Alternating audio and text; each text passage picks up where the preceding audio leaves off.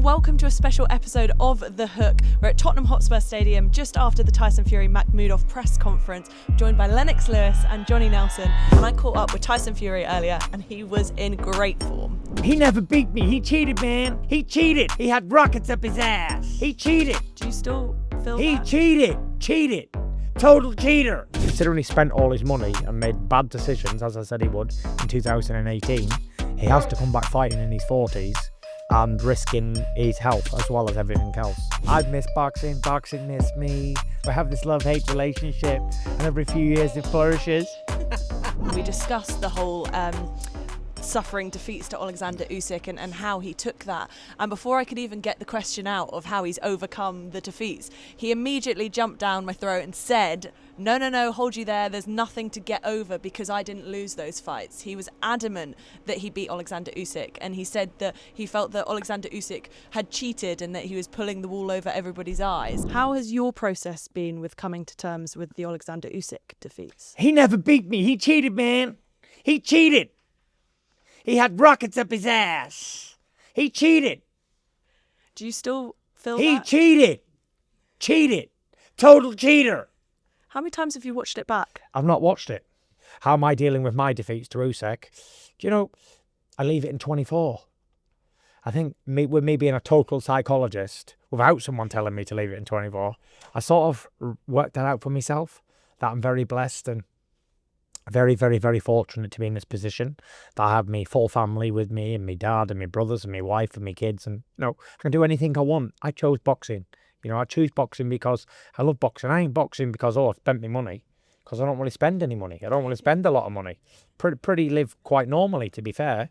However, it's one of those things where, you just got to move on with life. Yeah. Move on, but mark these words. The rabbit will be begging the GK for a fight by the end of the year, begging on his knees. What do you think about Tyson's thought process around those Alexander Usyk fights? Well, when I look at the thought process in that, obviously he's talking to himself. He's telling himself he never lost a fight, and he's rearing up himself, which is a good thing, because you have to know how to motivate yourself to get yourself over that hill and get yourself ready for a competition. And he knows how to do that. He's been doing it for so many years now that, it's like clockwork. We spoke to Deontay Wilder, though, about his losses to Tyson Fury, and we actually sat down with a sports psychiatrist, and they said to us that he was never going to return to the level that he was at previously if he didn't accept defeat and he didn't come to terms with defeat. Do you not think there's an element of that with Tyson Fury, that unless he accepts the defeat to Alexander Usyk, he can't really put that to bed? Boy, that's a good question. And you definitely have to accept defeat. I think people are motivated by different things. He's motivated by him telling himself, what happened. If he told himself he never lost, then his self is going to believe he never lost because his self is telling him that. So I think, that's, if it works for him, all the bless. Do you think with Tyson Fury that he almost needs to, even whether he doesn't necessarily agree that he lost the fights, do you think that he needs to just put it to bed and say, do you know what, defeat's a defeat, move on from it, rather than the talking about Alexander Usyk being So, Charlotte, doesn't it sound familiar? You heard Wilder talking about, the reason why he lost it to Tyson, in denial. You hear Tyson in denial. We saw what we saw. It's either believe me or your lying eyes. So we saw what you saw. So as a fighter, you've got to still convince yourself that you're the fighter you think you are. So you've got to tell yourself everything and anything. It doesn't matter if nobody else believes it. And so because once he accepts it, he's thinking, I'm less of a don. Imagine how arrogant you have to be, any fighter, as a world champion. There's 8 billion people on this earth. You've got to think I can be every single one of them, and you've got to believe it, even if it's true or not. But all of a sudden, when that's snatched away from you and you're not, it's like, how can I live with this? How can I be like everybody else? I think Tyson's struggling because that was a pretty subdued Tyson Fury compared to the Tyson Fury we usually see. Because usually he's had something to brag and boast about. I'm the best fighter in the world. Now officially, he's not. So he's got to humble himself and think, and talk. But he still sells the fight well. He carried that press conference because he needs to get people's attention. Tyson talks a lot about he's conquered everything. He says he has nothing left to prove. So what do you think the true motivation for coming back is? I think for self-satisfaction. I mean, he has to close his night. When he closes his eyes at night, It's just him alone and his family. And he's got to prove to himself and say to himself, hey, you know, I don't want to go out on a loss. I want to go out on a win. So, you know, those fights before, I know what happened. I'm going to make sure that I'm going to win this time. And it's, you know, especially against Makhmudov, it's a big fight, dangerous fight. The guy's big and strong. If you go in there and you're not prepared properly, mentally and physically, you're going to lose. So he wants to make sure that he's prepared mentally, and he looks physically prepared. I like the way he looks, and you know, I'm expecting exactly what he says. He's going to go out there and box well and move around and look good. A lot of the narrative is about why is he coming back and that retirement element. We actually caught up with Tyson Fury earlier, and he said that when he first heard that Tyson was coming back, that he actually pleaded with him to stay in retirement. Look, I spoke to Tyson earlier and we were talking about him coming out of retirement, and he said that when he first spoke to you that you weren't happy about it and you almost pleaded with him to stay retired. Why was that? I'm still not happy, you know, because I think he's done what he's had to do in his career. Two-time heavyweight champion of the world, made plenty of money. He's nothing to prove to nobody, and yet he's here again. Don't know what it's about. I really don't. What do you think the motivation is? I mean, he talks about that love of boxing, but there's going to have to be a time that he will have to walk away at some point. Well, I've been saying this for the last 4 years, but it's fallen on deaf ears, you know. All I can say is it's an addiction, isn't it? Like anything else. Once you've been in the spotlight a lot of years, and all of a sudden your phone stops ringing, the people stop patting you on the back, the cheers and the noise dies down. Some people can't handle it, and he's obviously one of these that can't do it. We spoke a lot about that Gypsy King persona, because again in his book he talks about the fact that early on he was almost acting with the Gypsy King. Do you think now that it's almost taken over, do you think he knows how to be Tyson without the Gypsy King? No, the Gypsy King has took him over completely. He is the Gypsy King. Tyson Fury got lost a few years ago on the road somewhere. You know, this man's the Gypsy King, the entertainer, the fighter. You know, he's a part-time family man, isn't he? Because this is his love. It's his first and foremost. It's the love of his life, the fight game. He's proven it. Because he don't need to do these things. He's chosen someone like Makhmudov to come back against, who has a good knockout ratio. What do you make of the matchup and where Tyson's at in his career at the moment? One punch in heavyweight division changes everything. Makhmudov's capable of doing that. He's a big, strong man, as you can see. Tyson's an elite boxer, but what's he got left? I don't know. Because you'll only know when you get in that ring, and then it's too late. You know, let's just see. Tyson's not a stupid man. He knows where he's at. He feels good in training, but in training is one thing, in the ring, under the lights is another. All we can do is wait and see. He's going to do it anyway, so let's just enjoy. You know, the only winners here is the fans and the paying public.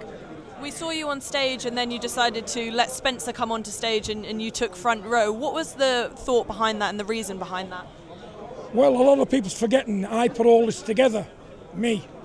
The story, I bred him, and everybody seems to be having a field day, and I seem to be there with my nose pressed up against the window, letting all these people do what they're going to do. If it wasn't for me, he wouldn't even be alive. You know, and I've looked after him from being a pup. These people haven't. They've all moved into a ready-made meal and ate it.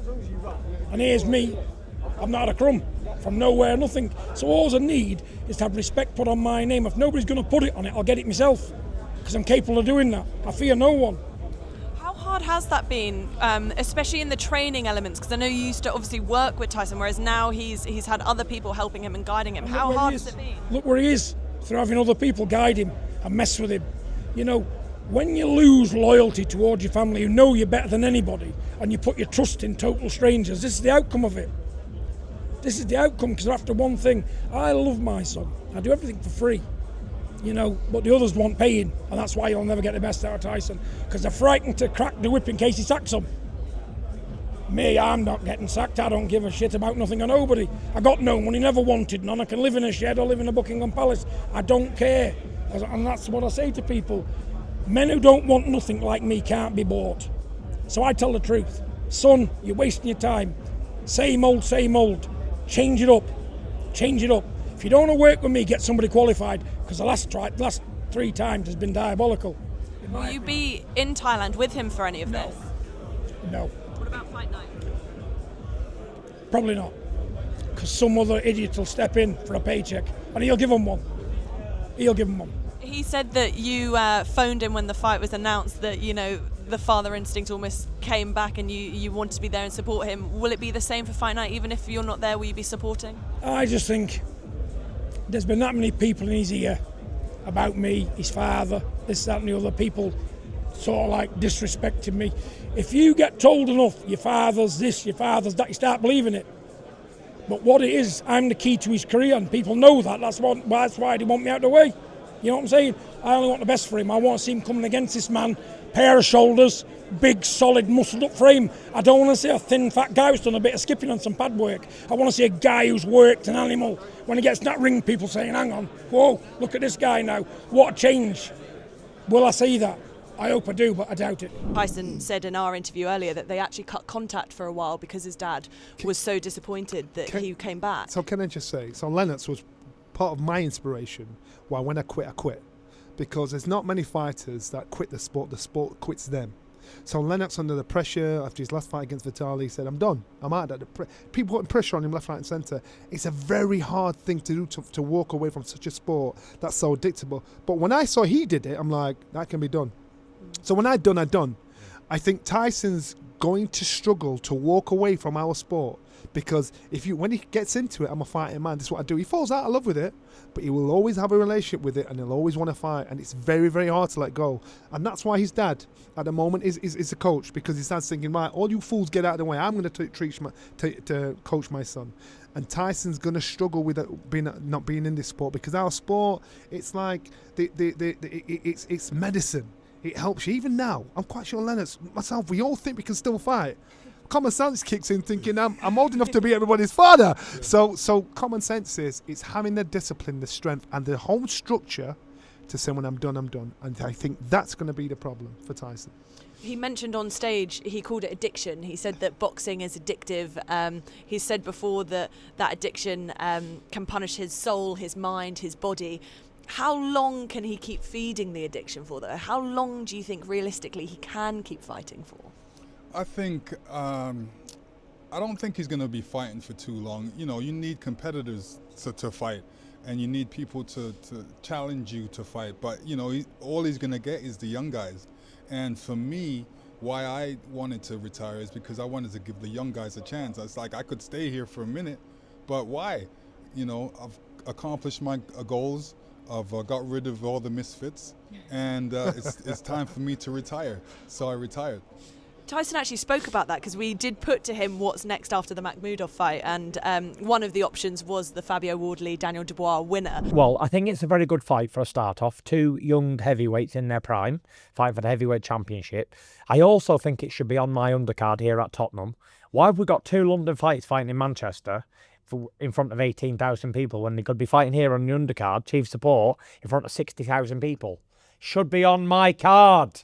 You heard it here first. Then you can have a nice face-off with the winner after. And you never know. But they've got a long way to go, them boys, before they're even on my league. They're only just beginners. I've been in this game for years. It's made me an animal. 20 years. These guys are just starting off in their careers. Only babies. It was over a decade ago when I won the World Heavyweight Championship, Unified Championships off of Klitschko. And I've only been getting more experience since then. Do you think that gulf is too big at the moment? Yeah, I do think the gulf is big. You know, we have to stay in our errors. One of those interesting ones with the Wardley fight and the Dubois fight, of course, that will get him interested and get him up for it. But it felt like when he was coming back because he wanted the fight with Makhmudov out the way, and then the Usyk trilogy or the AJ fight. If neither of those happen, do you think he regrets coming back? Charlotte, I think there's a strong possibility he can be a 3-time world champion, depending on who's got the belt. And as long as it's not Usyk. That's number one. Number two, Tyson's talking about these young lions that are there, and they're dangerous because they may have the pace, they may have the pressure, they may not have the experience and the skill. But pace and pressure, when you're older, your legs are slower, are hellfire. So he's got to talk to these young fighters to say, listen, I'm the Don. You're looking up to me. Remember when Vladimir boxed Anthony Joshua? And Anthony Joshua used to be a sparring partner, and Vladimir was talking to him like, I'm the master, you're my student.